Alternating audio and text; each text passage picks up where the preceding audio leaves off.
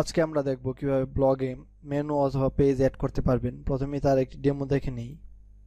দেখুন এটি হচ্ছে আমার একটি ব্লগ, তার টাইটেলের নিচেই এখানে হোম এবং ইউটিউব নামে দুইটা লিঙ্ক অ্যাড করা আছে, অর্থাৎ এগুলাকে মেনু বলতে পারেন আপনি। আজকে আমরা দেখব কিভাবে এগুলো অ্যাড করতে হয়।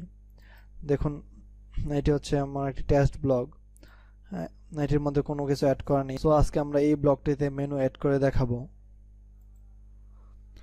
মেনু এড করার জন্য অবশ্যই আপনার ব্লগে সাইন ইন করুন। তারপর এখান থেকে লেআউট সিলেক্ট করুন।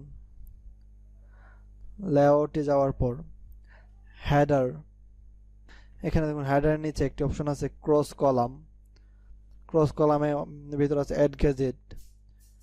এই কলামটি ছাড়া অন্য কোনো কলাম সিলেক্ট করবেন না, করলে এই মেনুটি তৈরি হবে, মেনুটি অন্য কোথাও তৈরি হয়ে যাবে।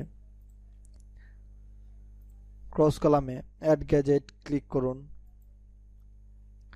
তারপরে এখান থেকে নিচের দিকে আসতে থাকুন। এখানে দেখুন পেজ হেডার, এটা ভুলেও সিলেক্ট করবেন না। এখানে দেখুন আরেকটা অপশন আছে শুধু পেজ, এটাতে প্লাস চিহ্ন আছে, এটাতে ক্লিক করুন। তারপর এখানে দেখুন অটোমেটিক্যালি একটা হোম পেজের নামে লিঙ্ক অ্যাড হয়ে গেছে। তো আমরা সেভ করতেছি, পেজটাকে নর্মালি রিলোড করুন।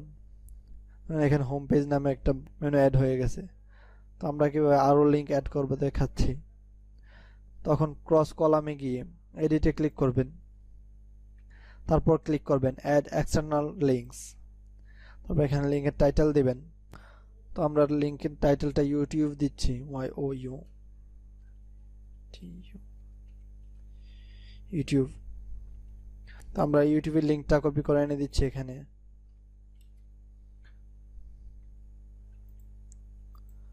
আমার চ্যানেলের লিঙ্কটা কপি করে এনে জাস্ট এখানে চ্যানেলের লিঙ্কটা দিয়ে দিচ্ছি আর টাইটেল দিচ্ছি ইউটিউব। দেন সেভ লিঙ্ক, অবশ্যই এখানে সেভে ক্লিক করবেন। তারপর দেখুন রিলোড করুন। রিলোড করার পর দেখুন আরেকটা লিঙ্ক অ্যাড হয়ে গেছে। এভাবে আপনি যতগুলো খুশি লিঙ্ক অ্যাড করতে পারবেন।